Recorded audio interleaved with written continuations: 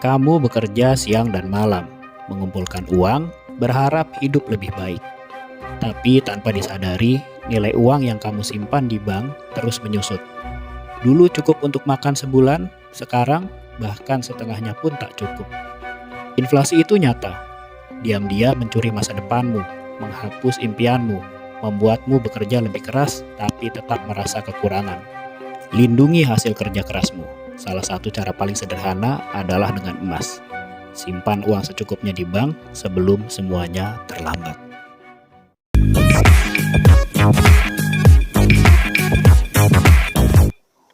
Konten kali ini saya mau bahas soal nabung di bank, karena menabung itu pangkal kaya kalau nabungnya bukan di bank. Karena gini ya teman-teman, sebelum saya mengetahui soal keuangan, mindset kita kalau dengar kata tabungan itu pasti nggak jauh-jauh dari nabung di bank atau misalkan nabung di celengan. Padahal kalau kita lakukan itu, setiap tahun uang kita bukannya bertambah nih, malah semakin berkurang. Bukti sederhananya kita tiap bulan dipotong oleh bank, itu ada biaya administrasi 10-17 ribu. Itu pun tergantung dari jenis kartunya ya. Kalau kartunya kita yang semakin levelnya tinggi ya potongannya akan semakin gede lagi.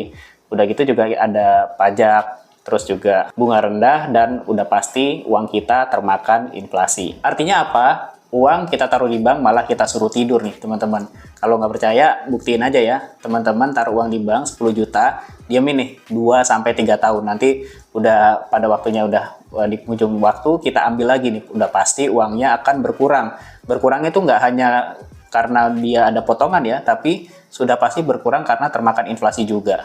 Terus terang terkait dengan menabung uang di bank ini adalah salah satu penyesalan saya juga ya teman-teman. Jadi kalau saja ya dulu saya sudah mengerti literasi keuangan lebih dalam, udah pasti saya nggak akan pernah mau taruh di bank uang saya semuanya gitu ya. Jadi misalkan saya mungkin bisa sisihkan dari pendapatan yang saya punya itu mungkin 30-50% lah gitu ya. Jadi kalau menurut saya di bank itu uang itu kita taruh secukupnya aja. Jadi untuk transaksional aja, untuk kebutuhan hidup kita sehari-hari ataupun untuk perjalanan transport kita juga sehari-hari. Karena kalau kita taruh porsinya semua di bank ya, jadi porsi investasi atau nabungnya malah sedikit atau nabungnya juga nabung uang, ya itu udah pasti biasanya yang sulit dilawan adalah keinginan kita nih, keinginan kita untuk konsumtif ya, untuk belanja, untuk healing, untuk apa gitu ya. Jadi memakai uang tuh jadi lebih mudah. Tapi kalau misalkan kita bisa jaga itu, kita bisa mengatur itu dengan baik,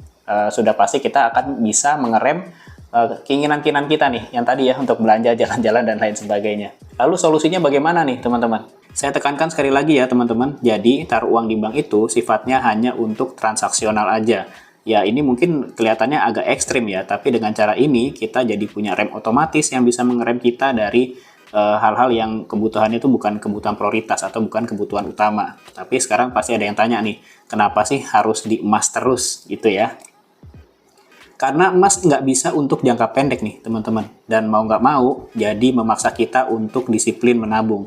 Sebagai pemula, saran saya belajar sabar dulu deh. Jangan tergiur invest-invest yang beresiko. Simpan aja dulu di emas ya sampai 3 tahun. Nanti ada saatnya kita nikmati hasil tabungan emas kita. Selain itu, kondisi ekonomi kita juga saat ini lagi nggak pasti. Sudah lihat sendiri kan kayak apa? Harga-harga melambung tinggi, uang jadi lebih cepat habis, kebijakan yang tidak pro rakyat dan yang menghasilkan kecemasan di masyarakat, terus juga PHK di mana-mana menghasilkan orang miskin baru, ekonomi juga tidak bertumbuh sebagaimana mestinya.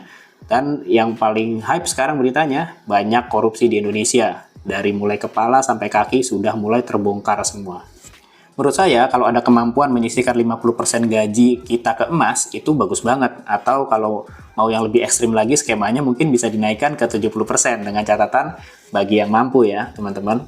Nah sekarang kita bahas lagi soal bank nih, terutama bank BUMN. Sudah dengar soal Danantara yang dibentuk saat ini. Ada dari teman-teman yang sudah punya uang di bank tersebut? Uangnya mau diinvestasikan dan dikelola oleh pemerintah, yakin aman bertumbuh, atau malah jadi ladang korupsi.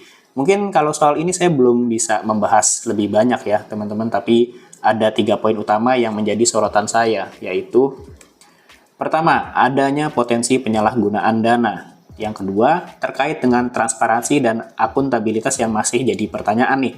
Dan yang ketiga atau yang terakhir, keamanan dana nasabah bank BUMN ini gimana?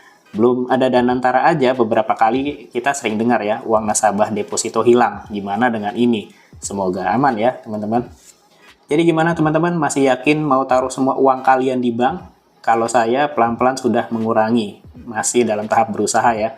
Karena kebutuhan hidup saya juga semakin tinggi. Semoga nantinya bisa terwujud. Paling nggak 30% saja yang akan saya taruh di bank. Sisanya saya simpan di emas, saya pakai untuk usaha, atau saya diversifikasikan lagi ke instrumen investasi lainnya supaya uangnya kerja. Kurang lebih seperti itu ya teman-teman, semoga bisa memberikan inspirasi dan ilmu baru untuk teman-teman semua. Sampai ketemu lagi di konten menarik kita berikutnya, hanya di channel Mofit Indonesia, tempatnya untuk cari ilmu.